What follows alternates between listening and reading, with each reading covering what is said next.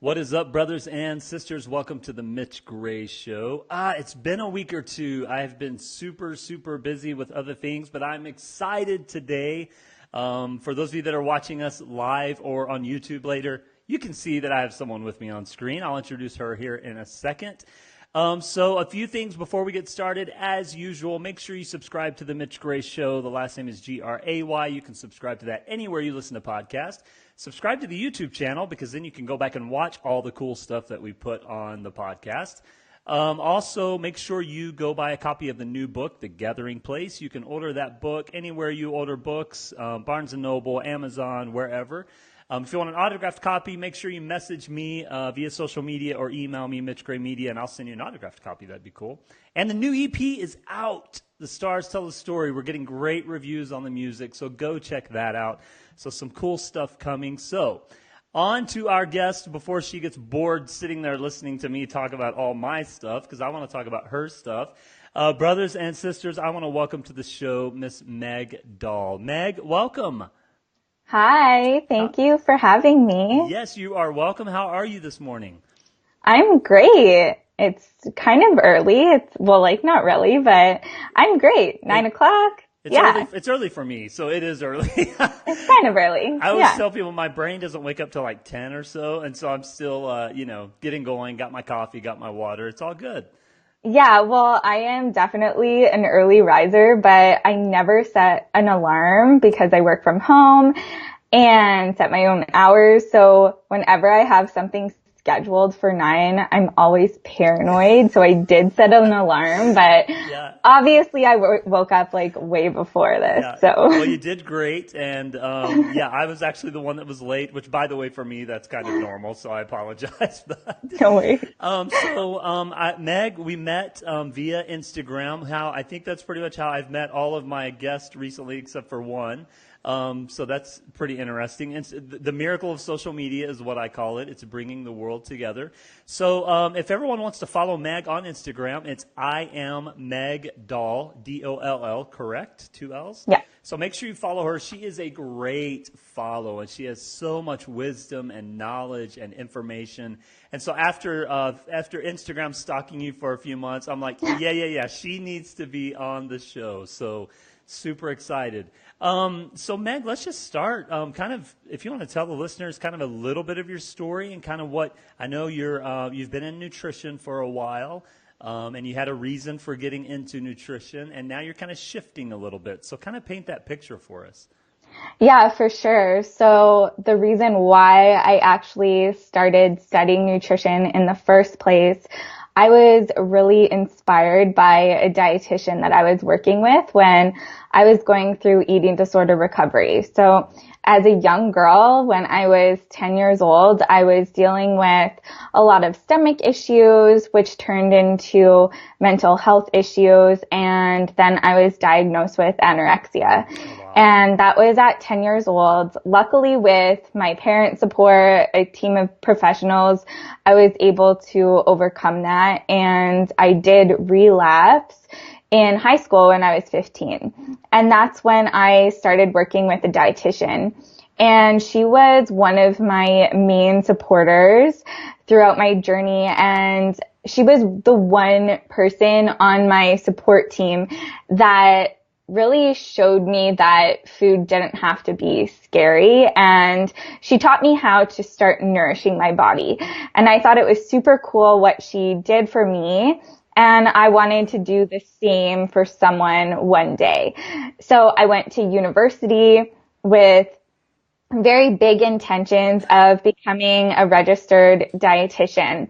And as I was moving through my undergrad studying dietetics, once I approached my 4th year, I was just like, my heart is like not in this. I loved learning about food and how it could support my body, but I really wanted to know more than just kind of like diet protocols to manage symptoms and manage like dis-ease. So I went on and studied holistic nutrition, and I graduated as a registered holistic nutritionist from the Canadian School of Natural Nutrition. And by that time I was blogging, and I had a following online already. So it just felt very fitting to start an online private practice for nutrition coaching and really also lifestyle coaching as well, because that is what someone does as a holistic nutritionist. We look at the big picture. We look at root cause, but also way more than just food. Right, right. Yeah. So let's back up a little bit, Sure. because I tend for a long, long time, gosh, I guess 20 years now, I do a lot of work with teenagers in a variety of capacities, and it's always interesting. I always tell people your childhood shapes your adulthood. And that's all the way from the way our families interact with us to the experiences we have or don't have. And so I find it very interesting that at 10 years old, you're dealing with all of this. What was that like as a child, emotionally, mentally?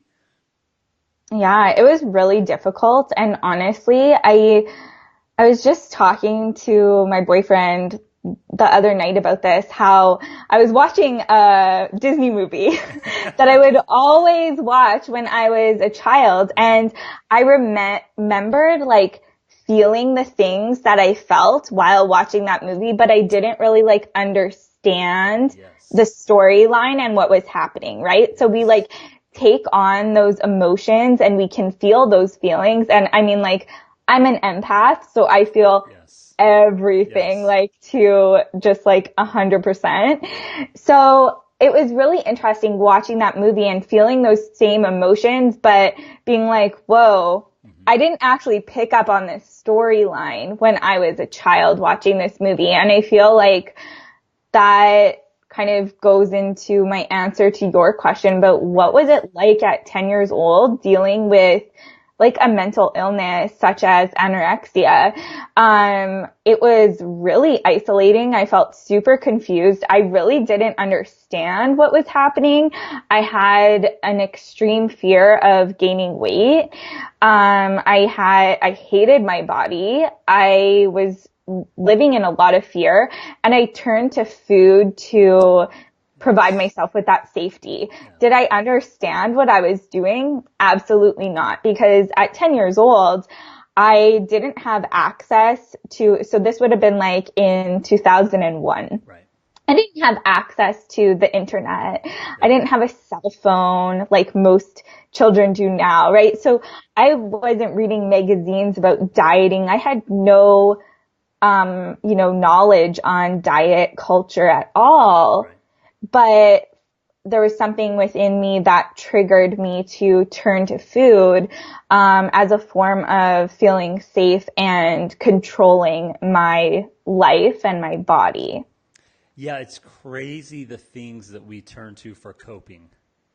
Hmm. And I think for everyone it's different, and food does oftentimes for many become the coping mechanism. But it can be things that we think are, I mean, food by nature is healthy, and we've kind of twisted it into something that isn't healthy. But I see people at the gym, and you can just tell from their energy that that's their coping mechanism, or people that work 70, 80 hours a week, that's their coping mechanism. And so I always find it kind of just curious about people's coping mechanisms, and especially at that young of an age. That's so interesting. And I want to go to this before I forget, so we may circle back to this. So Sure. let's say you're in the room right now with your 10-year-old self. What would be the kind of, what would you say to 10-year-old Meg? I'm really curious about that. Yeah, and that's such a great question because I've been doing a lot of inner child work over the past like 8 months. I've been in a spiritual coaching course for practitioners. So now on top of my nutrition business, I'm also a spiritual coach.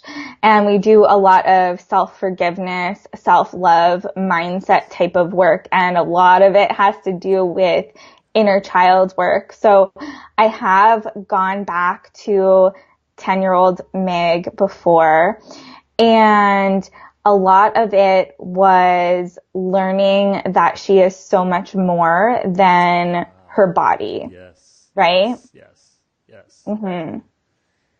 Yes, and that, God, we could stop the show there and it would be miraculous, right? Because that's the message that we want to give people.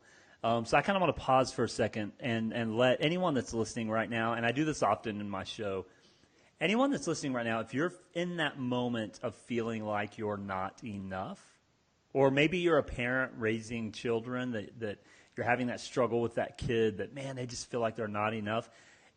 It's okay. Like those feelings and those hardships are a little bit of being human, like it's human nature. But B, you are exactly enough.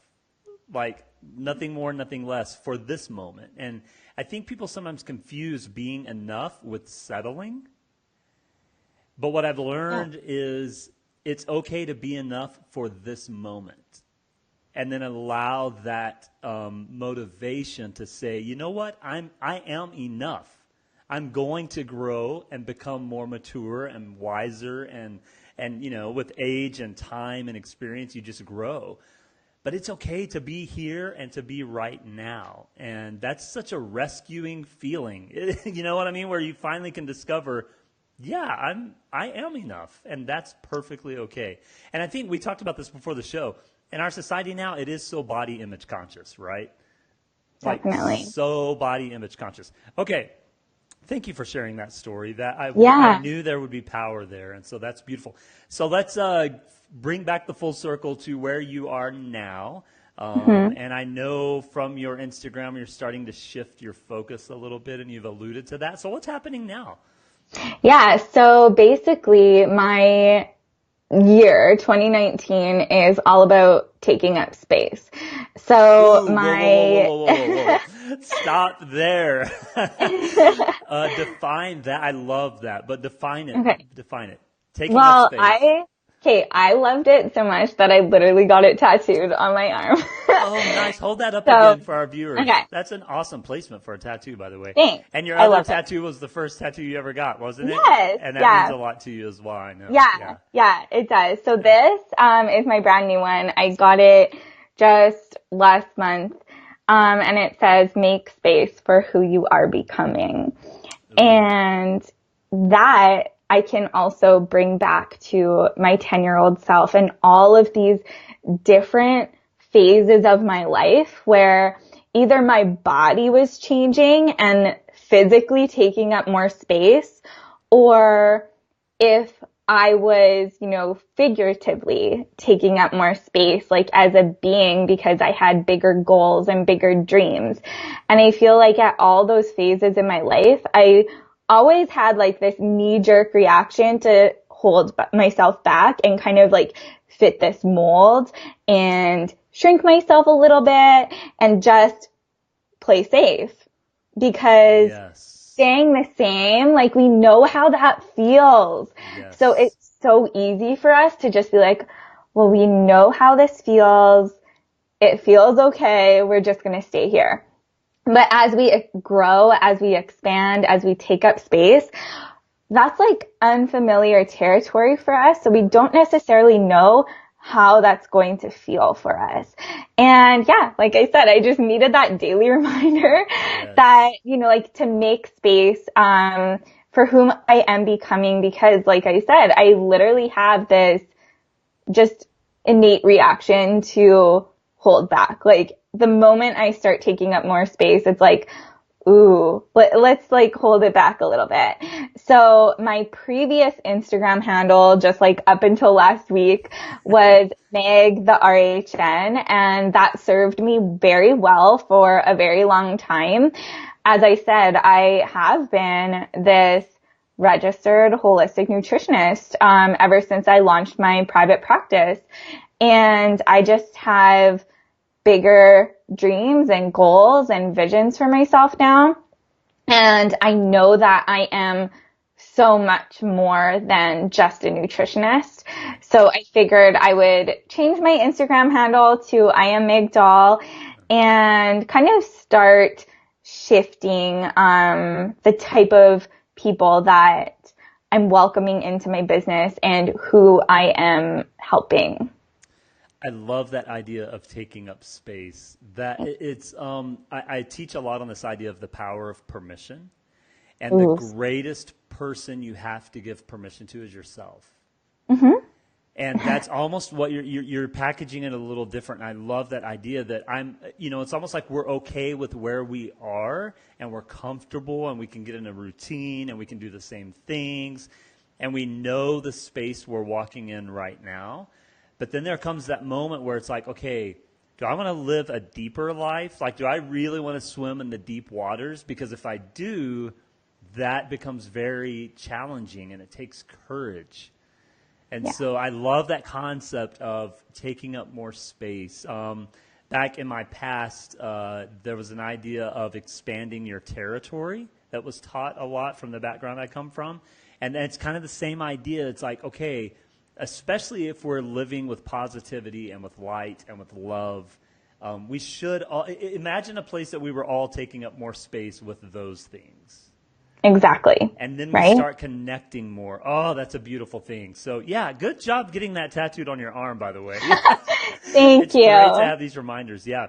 Okay, so you're shifting a little bit from the food idea. I'm sure you're still going to do some nutrition education would be my guess because it's so much in your DNA, it sounds like. Right. It is part of my story. And it's funny, like we're obviously doing kind of a rebrand. So currently my website is still megtherhn.com, but there is a new exciting website coming. Awesome. And I feel like, I could talk about myself forever and I have my own podcast. I'm a guest on podcasts. So thank you for having me on. Yes. But I feel like when it actually comes to sitting down and like typing things on your website, it's like I freeze and I don't know what to write. I'm right there with you. I am right there with you. I suck at building websites. It's horrible. Yeah, like my boyfriend, he's a website designer, so he has like all the design, but when it comes to like copy, I'm just a frozen block. So I hired one of my best friends she writes copy for websites. So I was like, Kate, let's sit down. Let's actually do this. So we had a discovery session yesterday and we were really trying to get clear on how is this nutrition thing going to fit in? What's that going to look like with my bigger vision? Because like I said, and like you said, that's always going to be a part of me. Where I feel right now, it's not like the story that I tell anymore. Because for so long, it's like I've been a nutritionist that specializes in eating disorder recovery because I understand those type of people. You know, I understand that path and that journey and what they need. So now like I said, I'm very into bigger picture thinking and really mindset growth and that inner transformation. But I do want to still support and love that group of people that still need me, because this is how I explained it to my friend yesterday, is in order to be able to start thinking bigger and move on from food, because so many people are so fixated on food. Yes. When the thing that allows us to move on is truly nourishing our body. Right. You know, if your body is undernourished, you're always going to be fixating on food because your body wants food. Yes. So I have a program. It's a 21-day do-it-yourself program called Friends with Food. And a lot of women have been going through this program and really healing and transforming their relationships with food on their own time, with me supporting them in a private Facebook group. And so I feel like that's the component that I can offer to people in a group program type setting. And then I also have my podcast, and on my podcast, I share a lot of my personal journey and also interview others on theirs. We talk a lot about recovery from everything, perfectionism and exercise addiction, but also eating disorders. So I feel like it's always going to be kind of woven into my story, but much less focus on actual one-on-one nutrition coaching because, like I said, I'm ready to move on from that. Right. Yeah, it sounds like you're kind of shifting into more of a support role Mm-hmm. rather than so much of an educator, and that's a great place to be, supporting others in their journey. So yeah, I love that idea of it's time to move into something else. I'm still going to be here to support you. And I've gone through that a few times too, where I've even gone through the whole transition where my message changed a little bit because my perspective changed. And so sometimes that transition is very, very interesting. You said something that I find intriguing, and that was you were talking about, kind of learning the perspective of food and the role of food in the body. And I like to always think about the approach and give the approach that nothing is separate.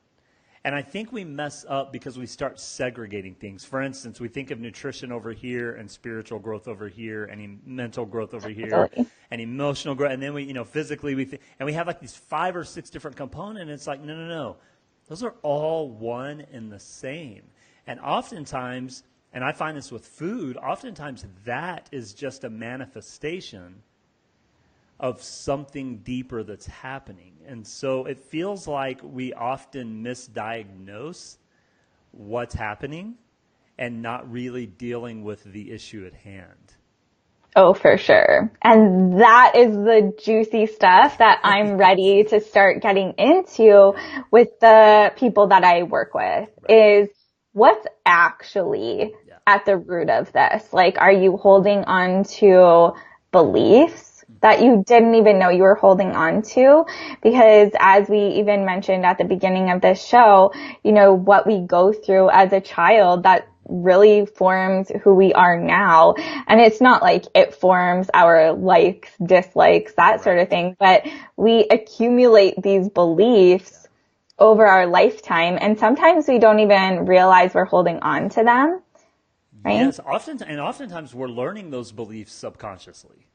Yes, exactly. And then we never deal with that. And it's like it's dictating and guiding. It's like the subconscious learning becomes the navigation system of our lives. And at some point we get to a point where what is happening right now? I know. You have to dig into that. So, that's beautiful. Yes. Like it's huge. It's huge stuff. And so I've been doing that within my own life for the past 4 years, I would say. And then I was like, okay, I need to learn how to take this into my practice and show people how to do the same deep inner work that I've been doing.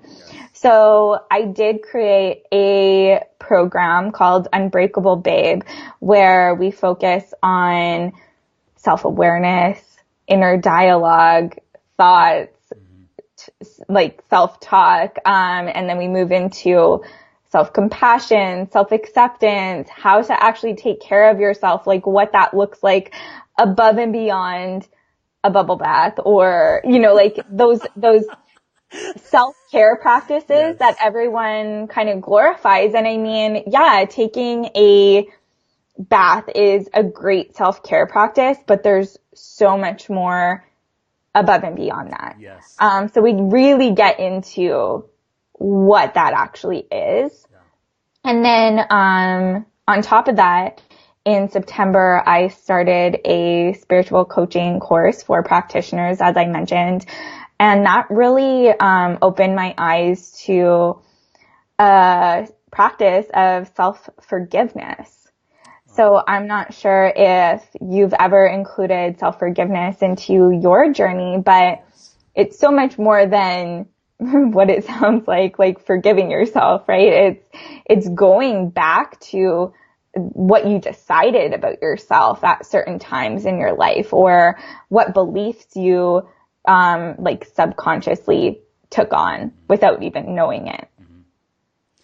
Yeah, I think because of, at least in America, in most modern culture, I would say, I think because of the high Christian influence in a lot of modern societies, I think we view forgiveness as something given and taken and not work that is to be done. Mm-hmm. Does that make sense? Yeah. It's like, okay, I forgive myself, and then we move on. But we never dealt with what we're doing, and we do that out. We project that on others too. Meg, I forgive you for whatever, but we never really sit with the whatever. Yeah. Yeah. And so the way I learned about it over the past 8 months is, so for an example, I would always kind of go back, okay, what were those major turning points in my life? And as I shared with you, it would have been when I was 10 and 15 years old when I developed an eating disorder. And I was like, okay, I really don't hold a grudge against myself for having an eating disorder. I don't judge myself for it. So I was like, I don't really understand, because I don't feel like I have to forgive myself for that. Right. But what I coach people through is, okay, at these turning points in your life, like right when that was actually happening, probably before, just like moments before, you decided something about yourself. Yes. And forgiveness is placing that loving within your life that you didn't give yourself in that moment. Right. Yes. Yes, that is powerful. I think the fear for many, and it did for me when I was walking through those things, is reliving that. Yeah, it's hard. It is, it's hard. You're oftentimes reliving the worst moments of your life, whether it was self-harm or mental self-harm, or you're having to go back. And part of coping and growing is a little bit of defense, like, okay, I'm just going to go from that because I don't know what to do with it right now. And so then to go back into that, there's this idea in the Buddhist teachings in meditation of just sitting with yourself. And that is, I've experienced that before, and it is the single most vulnerable thing I've ever done in my life. Mm-hmm. Just sitting with all of those emotions and feelings and celebrations and mistakes, and then going, okay, they exist, and they are, and now I need to acknowledge those. And I think that's where we miss it. We don't acknowledge it. Yeah. We don't acknowledge it. And the miracle and the healing comes in saying, that's there, and I acknowledge it, and I accept it, and I'm okay with that because it's made me who I am. And so, yes, that to go back, I love what you said, to go back and put love into that moment. That's what self-forgiveness is. Yes. It's loving. Yes. That's what it is. Like it's the name for the action, basically, of loving. Mm-hmm. Yeah, and there's this idea, I always tell people that you can't, no matter what your belief system is, you can't love anyone else until you love yourself. Right. And you can't forgive anyone else until you can forgive yourself. And you can't heal anyone else until you've allowed yourself to be healed or worked on the healing process yourself. Yes. And I think we forget that, and I know in my life, even still, there's moments that we're just living life and we're so busy and we're doing all this stuff, and we forget that we have to take time to heal and forgive and love and invest in self. Then I can invest in others. Mm-hmm. Well, with my business, I show others how to take care of themselves in a natural way, right? Yeah. So if I'm not taking care of myself, how am I ever going to show other people how to take care of themselves? So you really have to be that leader that the people that you want to attract within your life need to see and learn from. Yeah. Ooh, lead yourself. Ooh, that's good. That's a great concept. Yeah, lots of good nuggets in here. Yes. Yeah. So Meg, first of all, I'm going to ask you a question, and then I'm going to step away for a second and plug in my computer because I obviously didn't have enough charge, so we don't get totally cut off. But the question I have for you is, If you had, I just want you to visit for a minute about, for the listener that is really struggling. I just feel like through this show, we're going to have somebody listening that's really struggling with some of the ideas we've shared, whether it's kind of self concepts or self awareness. What are a couple of things you would tell that listener right now? Yeah, just share that for a second. Okay, so I honestly believe that it all begins with self-awareness. First of all, it all begins with us. So that is one of my most quotable quotes, I guess, that I say over and over again is it starts with you. This journey starts with you. I feel like media is constantly telling us that this journey and that destination we want to be at or arrive at, media is telling us that it starts with how our body looks, or it's telling us that it starts with what food we eat or what diet we follow, or so on and so on. It's always external things. So I would love for our listeners to realize that it's nothing external. It starts with them. It starts with you. So that's what this journey is all about. And that's really why I created my program, Unbreakable Babe. If you haven't noticed, all of the things that I mentioned, self-awareness, self-talk, self-acceptance, self-compassion, it all begins with self, because it's a self journey. It's an inner journey. And then the next thing would be self-awareness. And I don't think, again, a lot of people understand what self-awareness actually is. But when I talk about self-awareness, it's almost like a living meditation in a sense. So I don't want to scare people off, because I think a lot of people are very intimidated by meditating, or they're just like, oh, that's not for me. Right. So they're going to stop listening. But no, self-awareness is honestly being in that state of separating yourself from all that's going on within your mind and just seeing it for what it is. So a personal example, all throughout my life, I've really struggled with body image and looking in the mirror and having that instant thought, negative thought about myself. And without self-awareness, we take that instant thought about ourselves, we absorb it, and we think that we thought it, right? We think that's what I think about myself. Yes. That becomes the truth. That becomes the truth. It becomes what you believe. Right. Exactly. Right. You get it. Right. You get it. Right. So with self-awareness, it's oh, okay, I had this thought, but there's that space between ourselves and that thought. And we're able to see that thought as just a thought. And it's not our truth. It's not what we believe. And it's something that we can literally just see and be like, okay, I had that thought, but now I'm moving on. Yeah. Right? Yeah, there's this idea I learned a few years ago, because I think, I don't care how successful anyone is, whatever success means. Everyone within humanity has these moments of self-doubt, self-criticism. There's the voices in everyone's head, right? That's you can't do that. You're not skinny enough. You're not pretty enough. You don't work hard enough. There's all these voices. And I learned something a few years ago that really, really empowered me to start learning to fully accept myself. And that's something that I learned was this. So let's just take what you were talking about, looking in the mirror and you see something, and the first voice that comes out says, "You're not skinny enough." The idea is, okay, that thought is there, that thought exists. What can that thought teach me?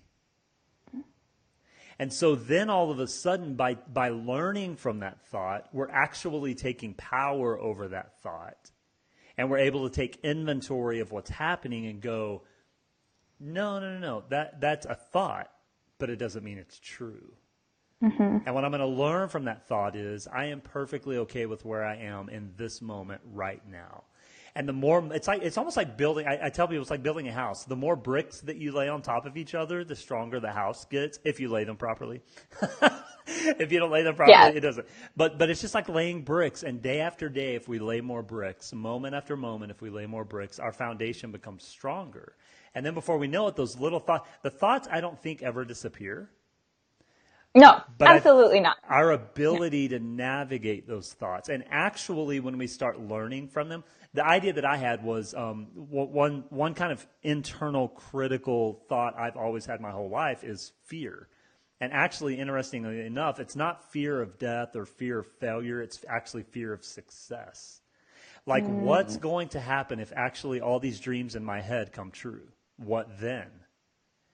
And so what I learned over the years is that caused me to self-sabotage moments of opportunity. And as I walked through this idea of allowing fear to teach me something, it was this thought of, hello, fear. What are you going to teach me today?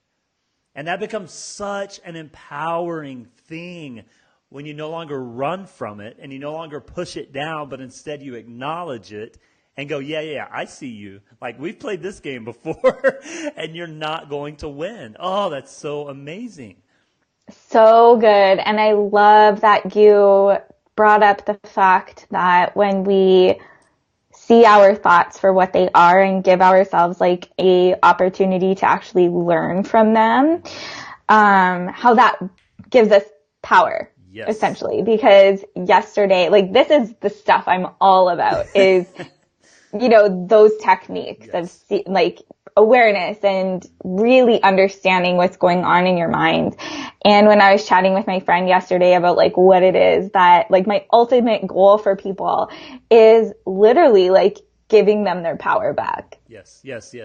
And so I love that worked its way into this conversation without me even really saying anything by you saying that. But that's exactly what it is, because when we believe those thoughts, we're giving our power to those thoughts. Yes.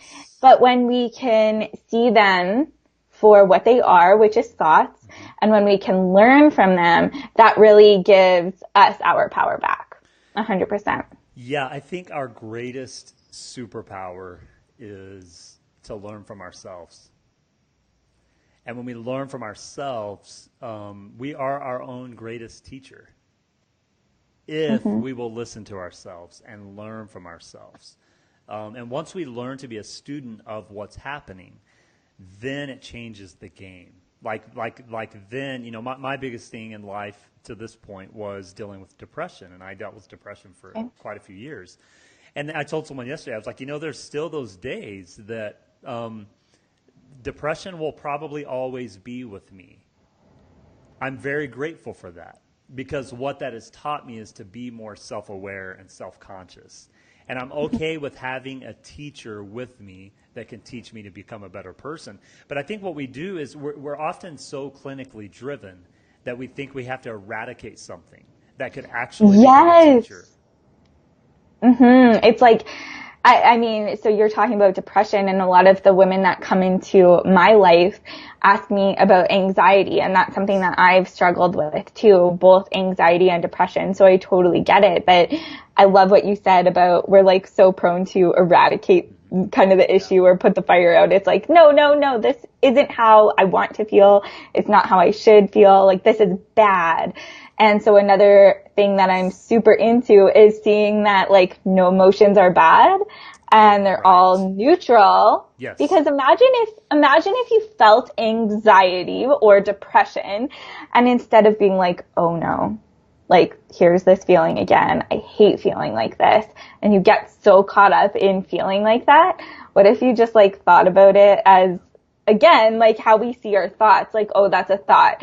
And instead of getting all wound up in what type of emotion this is and seeing it, oh, okay, like I'm feeling this way. Yeah. How can I care for myself now? Yes. It becomes the teacher. It becomes the teacher. Exactly. Exactly. But becoming a student is something that is it is scary. And I tell people that all the time. And people will say, well, that's scary. I'm like, yes, it should be, because you're doing the best work that exists. Like, the best work that exists is walking around in your own soul and spirit and mind and emotion and getting to know those. Yes, that is scary. And it should be scary, but it's okay. And it's hard, Very right? hard. Yeah. So this is why I'm like so into just moving beyond the plate and getting into this deep stuff.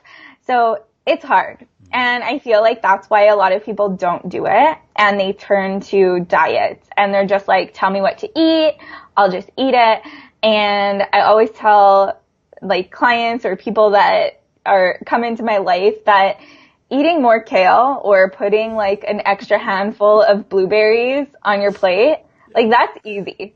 That's like freaking easy, right? Yes. But like going back to your 10-year-old self and sitting with her and asking her like, okay, what did you actually decide in that moment about yourself that has been like carried on with you for these last 17 years? Yeah. Right? Like, what is that? Sitting with that's not easy. No. It's hard. It's really hard. But that's where the power is. It's the best. It's the best thing. Yeah. That's where the power. What I always tell people is that's where the miracle is. Yes. The miracle isn't on the trivial. And even though food is fuel, it's still a trivial thing, because the real work is done inwardly. Yeah. But that's where the miracle is. Like, I always say the miracle is already within us. Like, everything we need is already within us. It's just a matter of unearthing what lies within. And so that's the hard work. That's the really hard work. Oh, that is so beautiful. So beautiful. Yeah. So good. I love it. Yeah. By the way, thank you for carrying the show for those that are watching, because I had to plug in my computer. It was about to die. Oh, and we would have lost all that magic. And so I'm glad. I'm glad we didn't lose it, because this convo has been awesome. Yes. So Meg, I know you have a few different. You've mentioned a few different businesses and efforts that you have.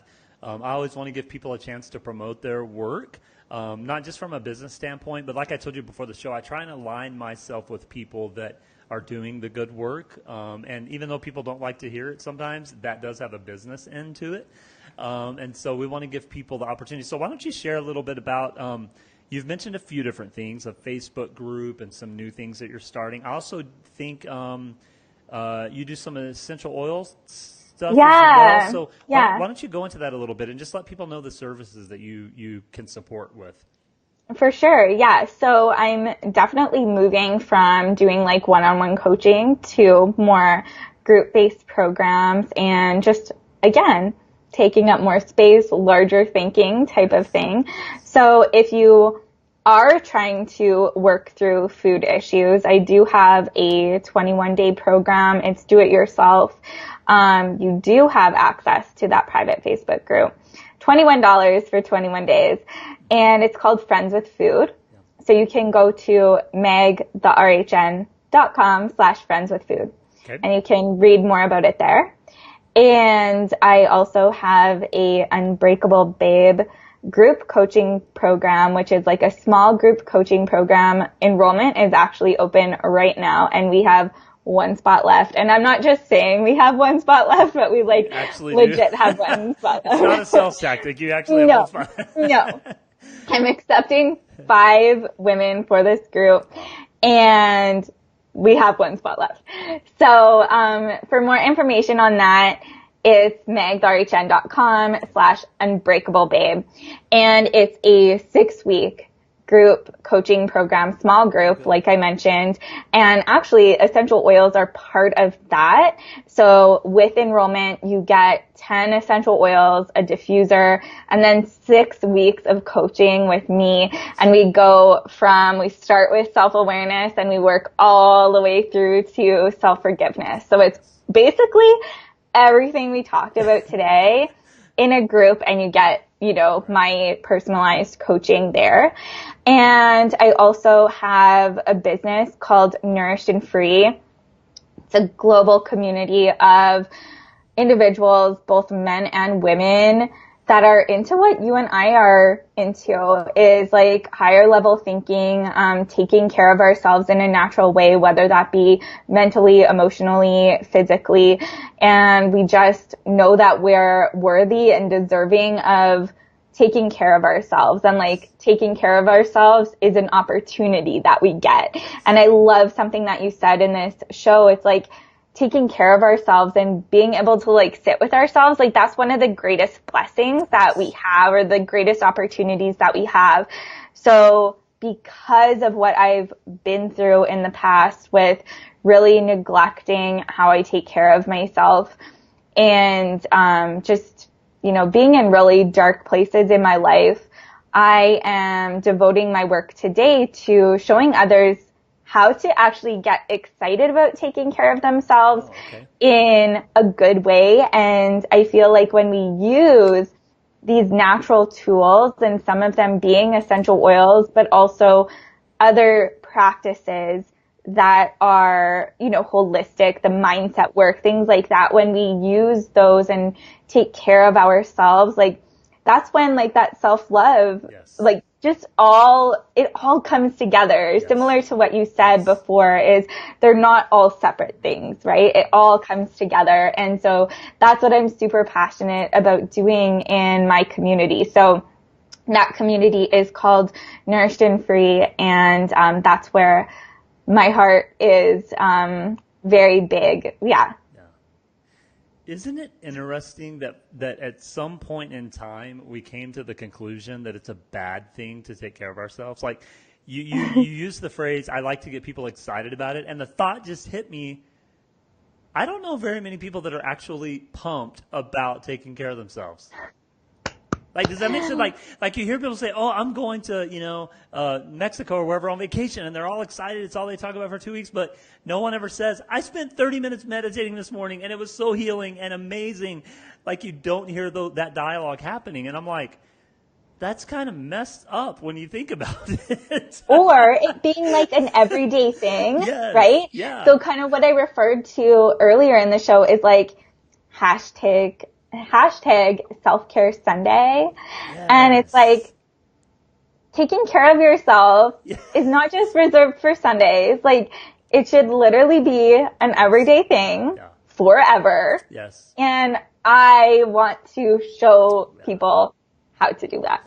Yeah, and it's very counterculture in modernity.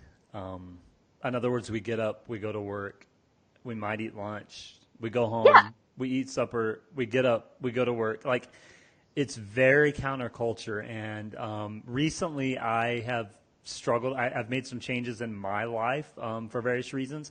And I've kind of fallen back into those struggles of, last week I only went to the gym once, and the gym for me is very therapeutic, not just physically, but mentally, because my brain races 100 miles an hour all the time. I'm an idealist. I feel like we're very similar. Yeah. And so the gym to me, I don't have to think. Like I can just go in the gym and do something. And last week I went once, and it was such a trying week. And so it's very easy to get caught up in the other stuff that in the end doesn't matter. You know what I mean? Like in the end, all the other stuff that we normally get so stressed out about, it doesn't matter. In 25 years, we're not going to remember that. In 25 years, what we're going to remember is how we did or didn't take care of ourselves. And I think it's very counterculture, unfortunately.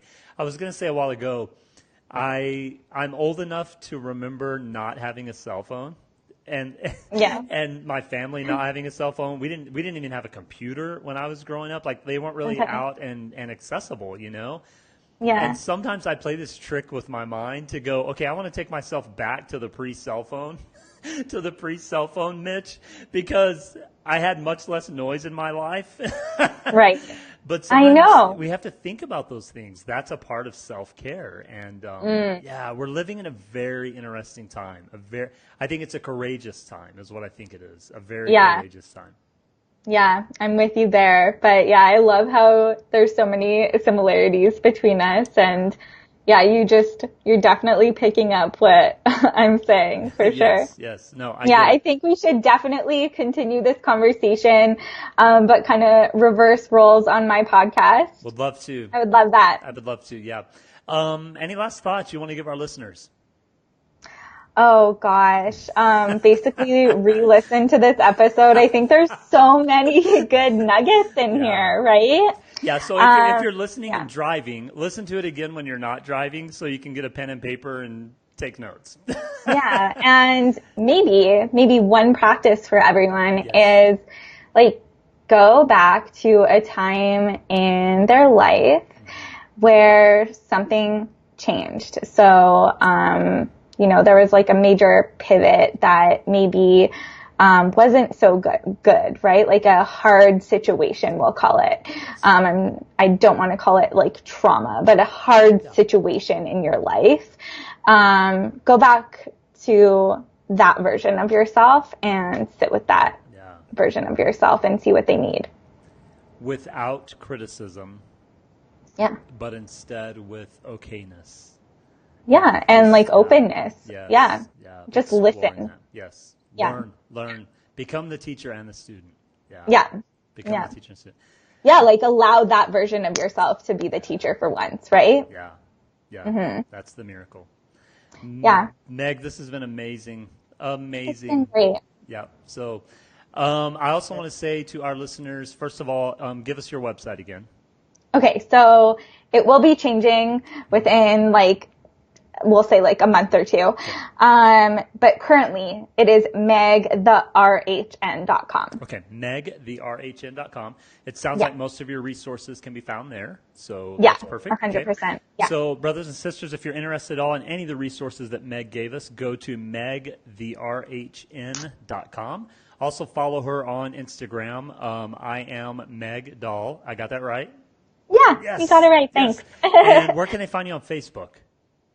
On Facebook, honestly, I basically post my personal account. Oh, gotcha. Okay. So, yeah, I mean, my real name is Megan Doll. Spelt with an H, With an like H. Yep. Meghan Markle now. I can say that because everyone speaks with an H.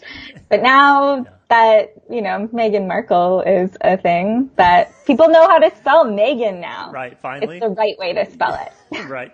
Okay, so find her on Facebook if you're so inclined, Megan Doll. And she has one spot left for her program that's starting. So if you want to be the last one, go get it. Unfortunately, for the guys, this is for women. Meg is all-inclusive when it comes to humanity, but for this program is specifically for women. Program. Yeah, that's just the disclaimer. We're not excluding anyone. Maybe we'll create a program for men to balance that out. That's a good idea. I am down. We should Yeah. talk. Yeah, we should Who talk. knows? Maybe you and I will create something. I would love that. Yes. So follow Meg on Instagram. I am Meg Doll. Go check out her website, megtherhn.com. Check out her resources. Also, if you're into essential oils or want to learn more about those, I'm sure you can email Meg on her website or direct message her on Instagram, and she would probably be able to give you some advice on essential oils. I'm sure she could even sell you some essential oils or get you connected in that realm. So I just know a lot of people use those, and they are definitely a blessing. So brothers and sisters, make sure you subscribe to the Mitch Grace Show if you're watching this via Facebook or YouTube. And that way, as soon as we bring out an episode, you'll be notified and it'll automatically download to your subscription. So make sure you do that to have an easier access to that. Go buy the new book, The Gathering Place. I'm very proud of it. We're getting great reviews for it. So I'd love for you to check it out. And I think that's all I have. So brothers and sisters, may you have courage. And may you have the peace that passes all understanding, and that may you learn to be the teacher and the student. No matter what you're going through right now, if you need some support or help, please contact Meg or I. That's what we are in the business of, is helping humanity become its best self. So thank you for listening, brothers and sisters. May you have a great day. Meg, if you'll hang on, I'm going to end the show. We'll talk for a second.